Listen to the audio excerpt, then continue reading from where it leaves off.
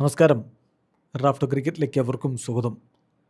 IPL ഇന്ന് നിർണായക പോരാട്ടത്തിനാണ് RCB ഇറങ്ങുന്നത്. മുംബൈ ഇന്ത്യൻസിന് വലിയ പ്രതീക്ഷകളില്ല എങ്കിൽ പോലും ബംഗളൂരുവിന് ഇന്ന് കാലിടറിയാൽ പണി കിട്ടും. കാരണം ആ രൂപത്തിലാണ് ഇപ്പോൾ പോയിൻ്റ് പട്ടിക നിൽക്കുന്നത്.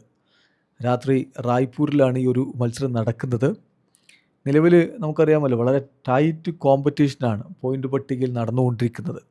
ടോപ്പ് 4 ഇതുവരെ നല്ല ഭംഗിക്ക് നിന്നിരുന്നവരൊക്കെ ഇപ്പോൾ കാലിട്ടിരിക്കുകയാണ്. രാജസ്ഥാൻ റോയൽസ് 5ാമതായി പോയി.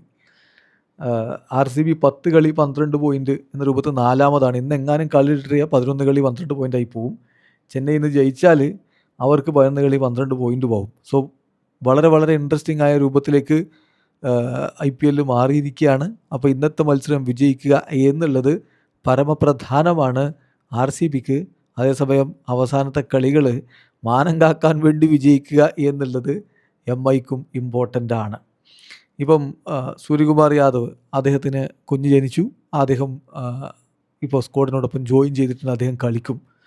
അതേസമയം ഹാർദിക് പാണ്ഡ്യയുടെ കാര്യത്തിൽ സ്ക്വാഡിനോടൊപ്പം അദ്ദേഹം ചേർന്നിട്ടുണ്ട്. പക്ഷേ കളിക്കാനുള്ള സാധ്യത എത്രത്തോളം എന്നുള്ളത് ഇതുവരെ MI പുറത്തുവിട്ടിട്ടില്ല. അദ്ദേഹം ഫിറ്റ് അല്ലെങ്കിൽ അദ്ദേഹം കളിക്കില്ല എന്ന് തന്നെയാണ് മനസ്സിലാക്കേണ്ടത്.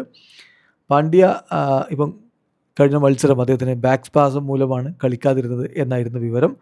സോ അദ്ദേഹത്തെ ഇന്ന് അസസ് ചെയ്യും. അതിനുശേഷമായിരിക്കും കളിപ്പിക്കണമെന്നുള്ള തീരുമാനത്തിലേക്ക് പോവുക.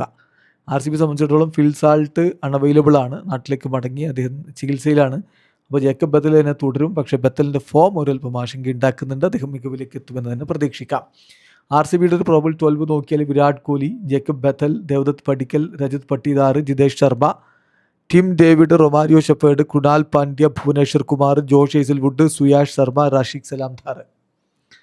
ഇനി മറുഭാഗത്താണെങ്കിൽ രോഹിത് ശർമ്മ, റിയാൻ റിക്കിൾട്ടൺ മിന്നും ഫോമിലെ 2 പേരും കഴിഞ്ഞ കളി കളിച്ച് അത് തുടരുമെന്ന് തന്നെ കരുതാം.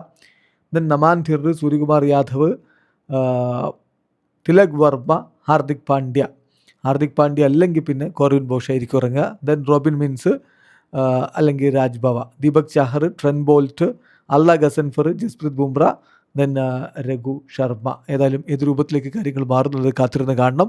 മികച്ചൊരു പ്രകടനം നടത്താൻ 2 ടീമും സജ്ജരാണ്. വിജയം RCBക്ക് അതിനിർണായകവുമാണ്. വീഡിയോ അവസാനിക്കുന്നു. ക്രിക്കറ്റ് ലോകത്തെ കൂടുതൽ വിശേഷങ്ങളുമായി റാഫ്റ്റോ എത്താം.